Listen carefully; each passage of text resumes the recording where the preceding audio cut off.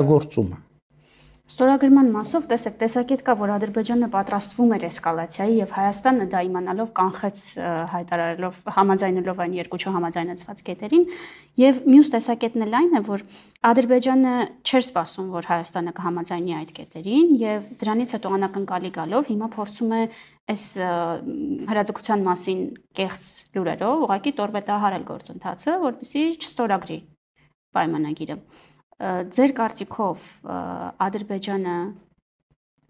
մտադիր է ստորագրել այս պայմանագիրը, թե ամեն ինչ անելու է նոր մեթոդների է դիմելու, որպեսզի հնարավորինս հետաձգի դա։ Գիտեք, ես կարծում եմ ճիշտ չի, որ ես խոսեմ, թե ինչ կանի Ադրբեջանը կամ ինչ է անում Ադրբեջանը այս համատեքստում, որովհետև ես կարող եմ մեր մոտիվացիաները նկարագրել խաղաղության համաձայնագրի տեքստը վերջնականացնելու ուղղությամբ մեր կատարած քայլերի։ Մենք մեր քաղաքացիների առաջ եւ իլուր միջազգային հանրության հայտարարել ենք խաղաղության օրակարգ եւ խաղաղության օրակարգի մեր նվիրվածությունը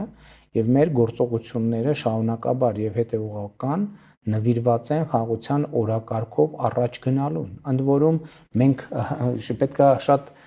ուշադիր լինել, մենք գործում ենք հոռետեսության միջավայրում։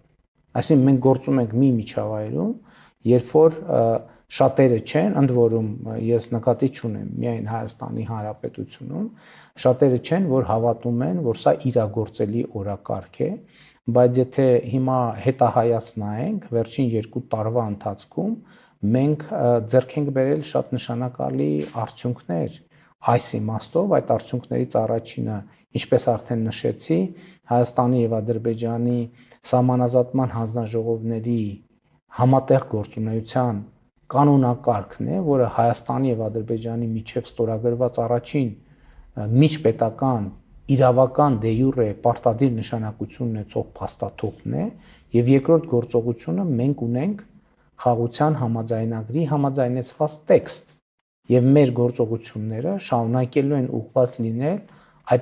այդ տեքստը, այդ համաձայնագիրը ստորագրելուն։ Եվ ելի ուզում եմ ասել հետեւյալը, որ եթե մենք հիմա փուլ հետահայաց գնանք, կտեսնենք, որ օրինակ Գիրանց ոսկեպար հատվածում սահմանազատումից բուն գործընթացից առաջ կար շատ մեծ հոռետեսություն։ Սահմանազատումը տեղի ունեցավ եւ տեղի ունեցավ մի պայմաններում, որ ոչ թե եւ ունեցավ մի արդյունք, որը մենք ոչ թե փորձում ենք թաքցնել հանրությունից, այլ ընդհակառակը իմ հանձնարարությամբ անվտանգության խորհրդի գրասենյակը նաև տարբեր խմբերի, տարբեր հանրության տարբեր խմբերի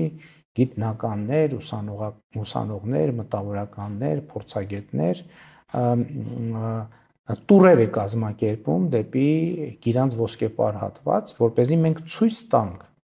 թե այն, ինչ այդպիսի մեծ հոռետեսություն էր առաջացրել, ինչ արդյունքի է բերել։ Պարոն վարչապետ, պարզապես այս դեպքում հոռետեսությունը նաև ձեր թիմակիցների ներսում կա։ Նրանք ասում են Ադրբեջանը անգամ զիջումներից հետո չի ստորագրելու այս պայմանագիրը։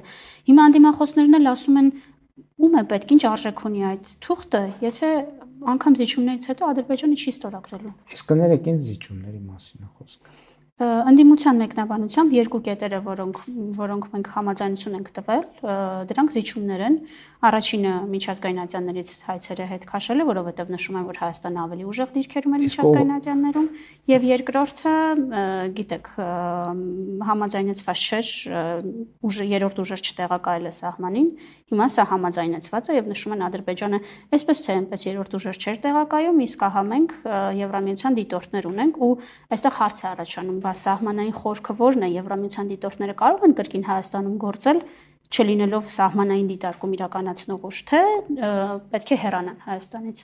Նախ արձանագրենք